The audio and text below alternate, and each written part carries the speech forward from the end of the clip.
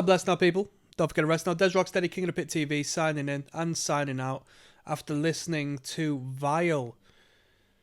The album by Cannibal Corpse, 11 tracks. The debut from George Corpse Grinder Fisher, who is like the figurehead of Cannibal Corpse, if not death metal, you know. This person is very marketable, to say the least, through the duality of his personality to the, girth of his neck. This was where he introduced himself to the band, and I'm going to start off by quite simply making a bold statement and telling you that this wasn't a great Cannibal Corpse record. The sound engineering, the production wasn't great for the band, you know. It didn't align that well with the noise the band is coming up with. I think the sound engineer fucked it up, to be honest. Very bass heavy, not very audacious, not a great amount of clarity. And yes, extreme music is extreme music, but me as a consumer, I have a right to say I just don't think the sound engineering really aligned with the quality of the band.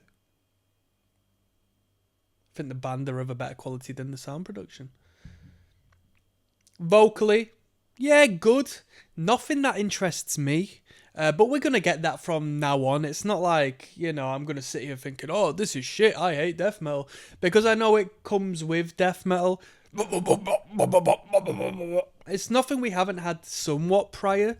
In the early Cannibal Corpse records, where we're just monotone, straightforward. I mean, the early ones, we had no differentiation on the phrasing of the vocals whatsoever. It was just rolling,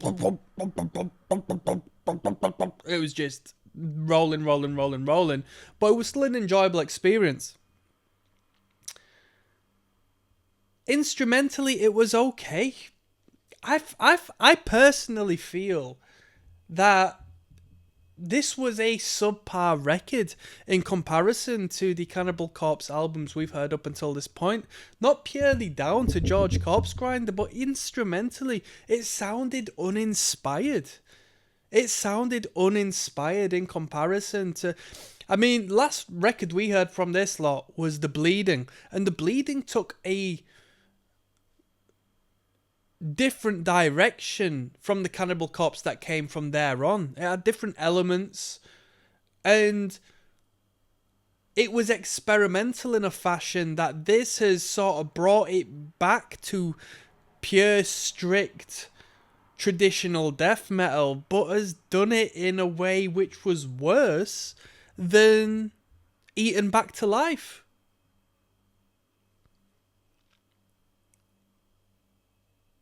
"11 tracks, a substantial amount of material.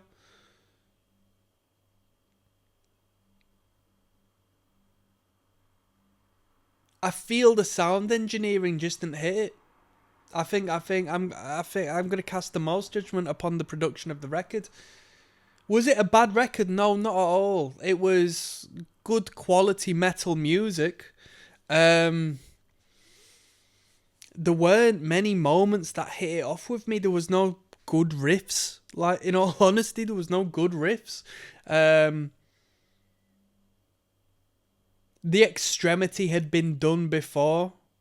Even the album artwork, it's like you put the guy's penis in the artwork as a desperate attempt to be striking, and it's like the artwork isn't as good as... I referenced this during the list. For the album artwork isn't as good as Eaten Back to Life. It's not as good as Tomb of the Mutilated. It's not as good as flipping Butchered at Birth. The album artwork isn't as good. It's just like an odd-looking guy stand alone with an attempt to sort of make it look horrific, and it's just... it doesn't work. The song titles are barren, so whomever is delivering the lyrical content isn't doing what Barnes did.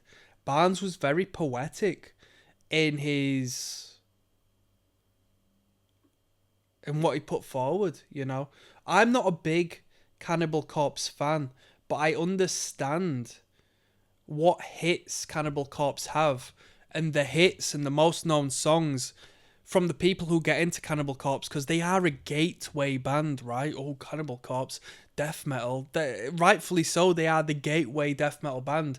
And the people who get into them at young age and the songs they get into them through the extremity, there's not one of them. Not one song on this album is one of them. You know. Yeah, it's an average record. It's an average record. I'd give it a 5 out of 10. I'm giving this album a 5 out of 10. And it's not great because one of my friends told me this was like the best Cannibal Corpse record. The one my Corpse Grinders first introduced, the best one. I don't agree. With that being said, we listened to this because somebody on the Patreon recommended a later record, which we're going to go on to next. I thought we might as well hear Corpse Grinders' debut prior to go into it, you know, considering it was the next record to listen to. On that note, I'm signing out, people. Peace.